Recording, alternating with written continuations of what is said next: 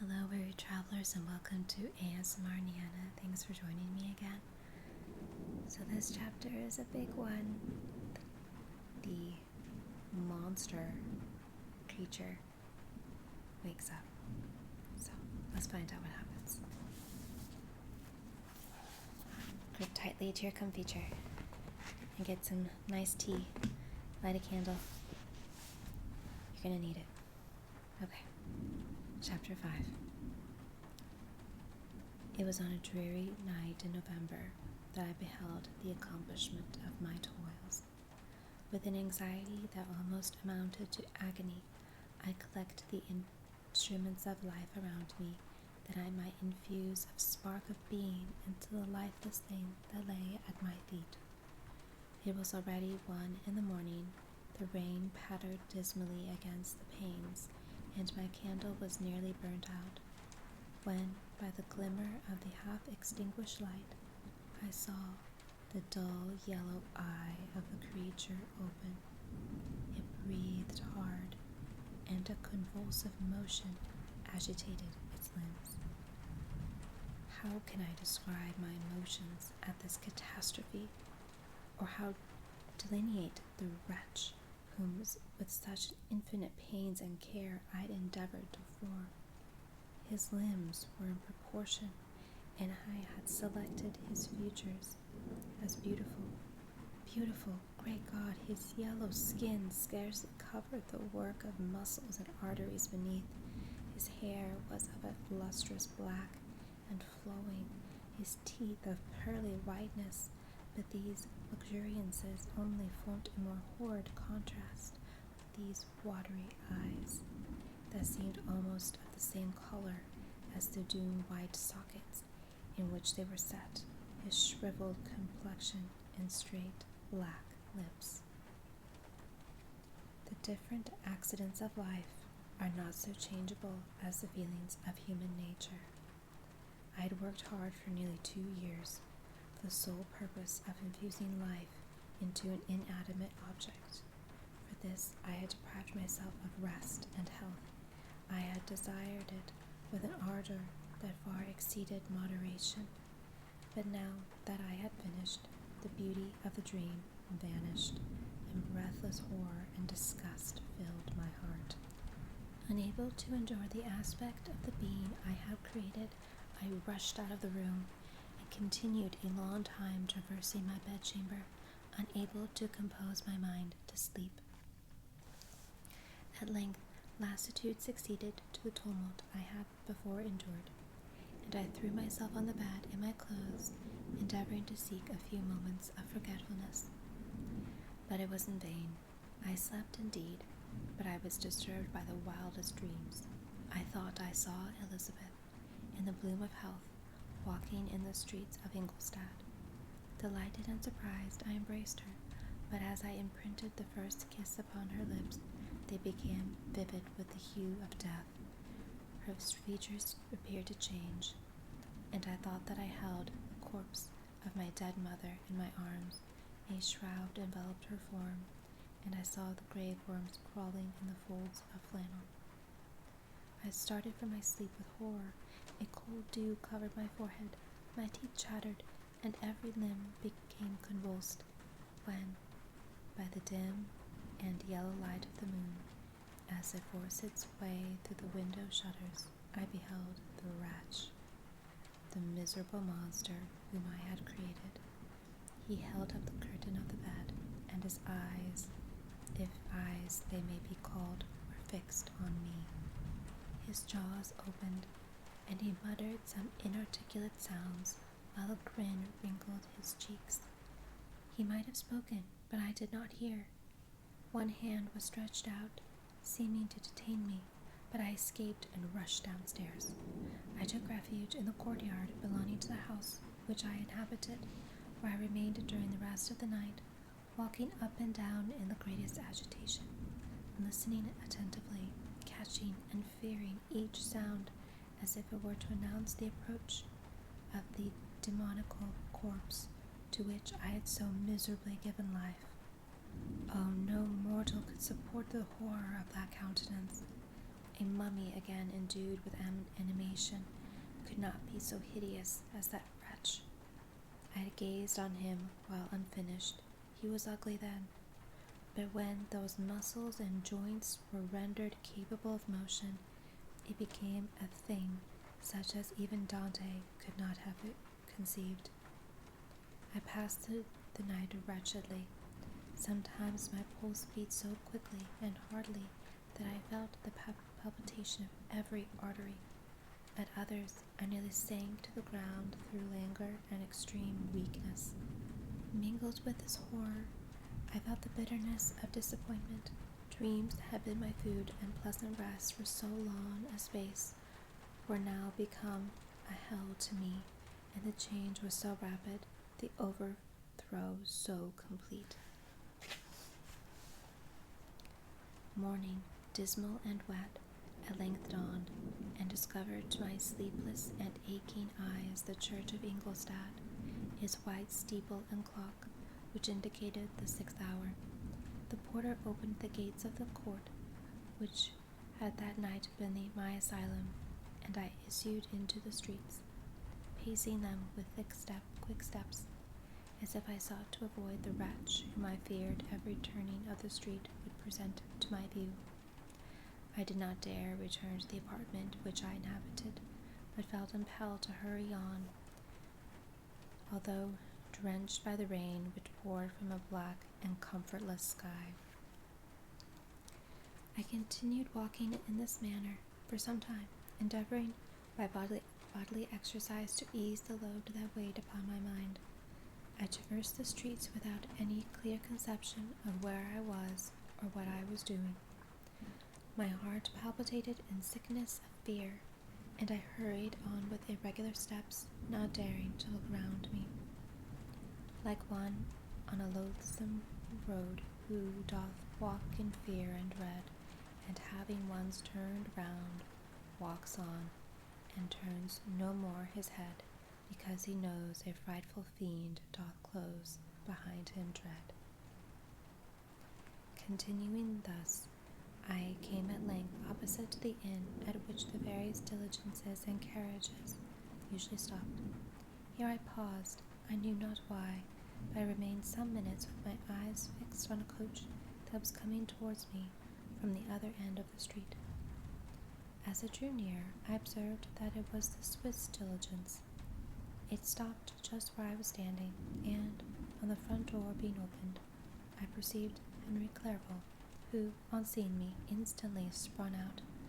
"My dear Frankenstein," exclaimed he, "how glad I am to see you! How fortunate that you should be here at the very moment of my alighting." Nothing could equal my delight on seeing Clerval. His presence brought back to me my thoughts of my father, Elizabeth, and all those scenes of home so dear to my recollection. I grasped his hand, and in a moment forgot my horror and misfortune. I felt suddenly, and for the first time during many months, calm and serene joy. I welcomed my friend, therefore, in the most cordial manner, and we walked towards my college.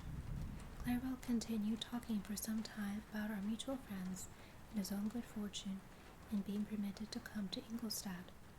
"You may easily believe," said he, "how great was the difficulty to persuade my father that all necessary knowledge was not comprised in the noble art of bookkeeping, and indeed I believe I left him incredulous to the last, for his constant answer to my unwearied entreaties was the same as that of the Dutch schoolmaster in the Vicar of Wakefield. I have 10,000 florins a year without Greek. I eat heartily without Greek." But his affection for me at length overcame his dislike of learning, and has permitted me to undertake a voyage of discovery to the land of knowledge. "It gives me the greatest delight to see you. But tell me how you left my father, brothers, and Elizabeth." "Very well, and very happy, only a little uneasy that they hear from you so seldom. By the by, I mean to lecture you a little upon their account myself. But, my dear Frankenstein," continued he, stopping short and gazing full in my face, "I did not before remark how How very ill you appear, so thin and pale. You look as if you had been watching for several nights. You have guessed right. I have lately been so deeply engaged in one occupation that I have not allowed myself sufficient rest, as you see, but I sincerely hope, that all these employments are now at an end, and that I am at length free. I trembled excessively. I cannot endure to think of, and far less to allude to, the occurrences of the preceding night. I walked with a quick pace, and we soon arrived at my college. I then reflected, and the thought made me shiver, that the creature whom I had left in my apartment might still be there, alive and walking about. I dreaded to behold this monster, but I feared still more that Henry should see him. Entreating him, therefore, to remain a few minutes at the bottom of the stairs, I darted up towards my own room. My hand was already on the lock of the door before I recollected myself. I then paused, and a cold shivering came over me. I threw the door forcibly open, as children are accustomed to do when they expect a spectre to stand in waiting for them on the other side. But nothing appeared. I stepped fearfully in. The apartment was empty, and my bedroom was also freed from its hideous guest.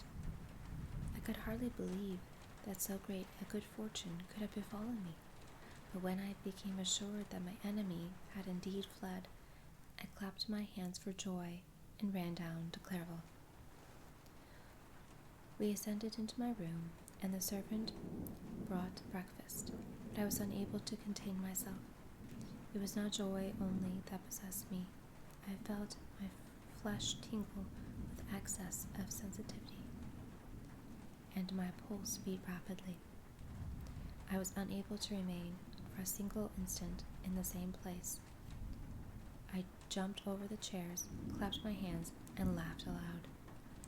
Clairville at first attributed my unusual spirits to joy on his arrival, but when he observed me more attentively, he saw a wildness in my eyes for which he could not account, and my loud, unrestrained, heartless laughter frightened and astonished him. "My dear Victor," cried he, "what, for God's sake, is the matter? Do not laugh in that manner. How ill you are! What is the cause of all this?" "Do not ask me," cried I, putting my hands before my eyes, for I thought I saw the dreaded spectre glide into the room. "He can tell. Oh, save me, save me!" I imagined that the monster seized me. I struggled furiously and fell down in a fit. Poor Clairville! What must have been his feelings? A meeting which he anticipated with such joy, so strangely turned to bitterness. But I was not the witness of his grief, for I was lifeless, and did not recover my senses for a long, long time. This was the commencement of a nervous fever, which confined me for several months. During all that time, Henry was my only nurse. I afterwards learned that, knowing my father's advanced age and the unfitness for so long a journey, and how wretched my sickness would make Elizabeth, he spared them this grief by concealing the extent of my disorder. He knew that I could not find a more kind and attentive nurse than himself, and, firm in the hope he felt of my recovery, he did not doubt that instead of doing harm, he performed the kindest action that he could towards them. But I was in reality very ill, and surely nothing but the unbounded and unremitting attentions of my friend could have restored me to life. The form of the monster on whom I had bestowed existence was forever before my eyes, and I raved incessantly concerning him. Doubtless my words surprised Henry.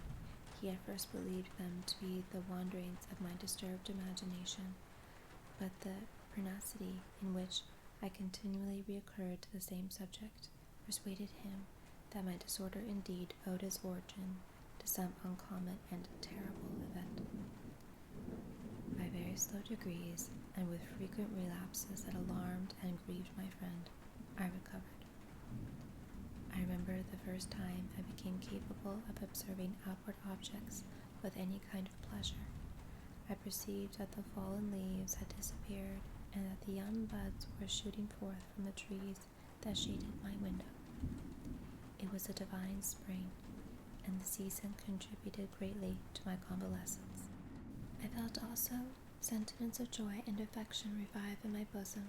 My gloom disappeared, and in a short time I became as cheerful as before. I was attacked by the fatal passion. "Dearest Clerval," exclaimed I, "how kind, how very good you are to me. This whole winter, instead of being spent in study, as you promised yourself, has been consumed in my sick room. How shall I ever repay you? I feel the greatest remorse for the disappointment of which I have been the occasion, but you will forgive me. You will repay me entirely if you do not discompose yourself, but get well as fast as you can, and since you appear in such good spirits, I may speak to you on one subject, may I not?" I trembled. One subject? What could it be? Could he allude to an object on whom I dared not even think? "Compose yourself," said Clerval, who observed my change of color. "I will not mention it if it agitates you, but your father and cousin would be very happy if they received a letter from you in your own handwriting. They hardly know how ill you have been, and are uneasy at your long silence." "Is that all, my dear Henry? How could you suppose that my first thought would not fly towards those dear, dear friends whom I love, and who are so deserving of my love? If this is your present temper, my friend, you will perhaps be glad to see a letter that has been lying near some days for you. It is from your cousin, I believe."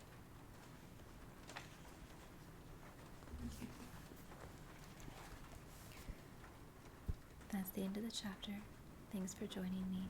Click subscribe so you don't miss the next chapter, and leave a comment below. Thanks for joining me.